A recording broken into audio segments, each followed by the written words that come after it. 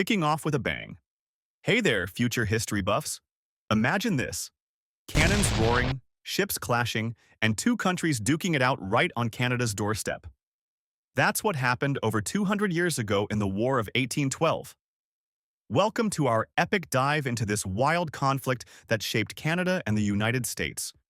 Today, we're zooming into what started this war, the big battles that rocked North America, and how it all wrapped up. We'll meet real heroes, uncover jaw-dropping facts, and see why this war still matters to us Canadians. So, grab your explorer hats. Let's jump into the action. Brought to you by Super Simple Sheets. From coast to coast, worksheets that work.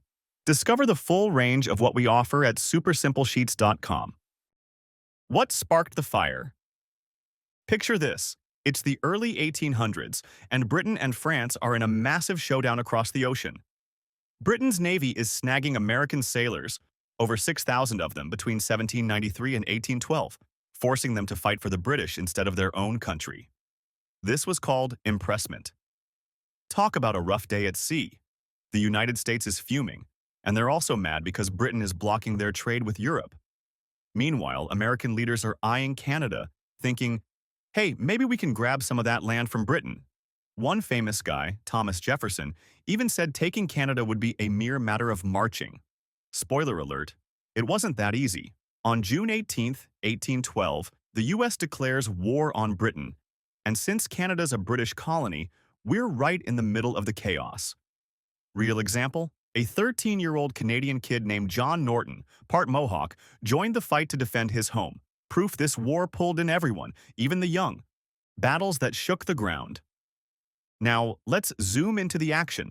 Battles that turned fields into history books. One massive clash happened at Queenston Heights near the Niagara River on October 13, 1812. British General Isaac Brock teamed up with indigenous warriors, like Chief Tecumseh, to stop an American invasion. Brock was a rock star, over 6 feet tall and fearless, but sadly, he got hit by a bullet and didn't make it.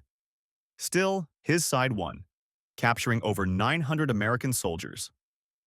Another wild fight was the Battle of Lundy's Lane in July 1814. Over 5,000 soldiers clashed in the dark, and it was so brutal that 1 in every 5 guys was injured or killed. Then there's the naval showdown on Lake Erie, where American Captain Oliver Perry smashed the British fleet in September 1813, shouting, "We have met the enemy, and they are ours." Canada lost that lake, but here's a cool fact. The war's biggest ship, HMS St. Lawrence, launched on Lake Ontario with over 100 guns. Imagine that beast sailing past Toronto. Real people shown here too, like Laura Secord, who walked 20 miles through swamps to warn the British about an American attack in 1813. She's a legend, and yes, the chocolate company's named after her. How it all wrapped up. So, how does this war end? By late 1814, everyone's tired. Britain's still battling France, and the U.S. isn't winning Canada like they hoped.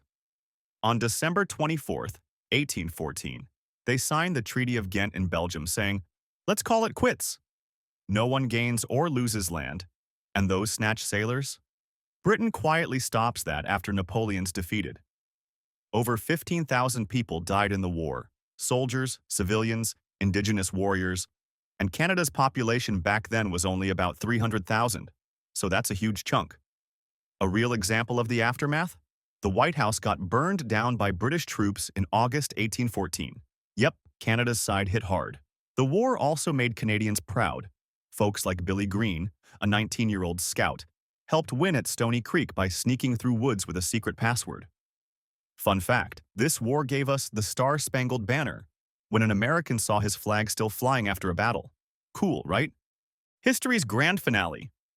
And there you have it, time travelers. Our whirlwind tour of the War of 1812. From sneaky sailors to booming battles, this clash put Canada on the map as a tough colony that wouldn't back down. We've met brave souls like Laura Secord and Isaac Brock, seen ships rule the lakes, and learned how peace finally landed. So next time you're munching on a Laura Secord chocolate, tip your hat to the past. It's a tasty way to remember history. Catch you on the next adventure, explorers. Thanks for watching. Simplify your teaching journey with super simple sheets. Across Canada, we're known for our ready-to-use, curriculum-aligned worksheets. Dive into our educational solutions at supersimplesheets.com. Super Simple Sheets. From coast to coast, worksheets that work.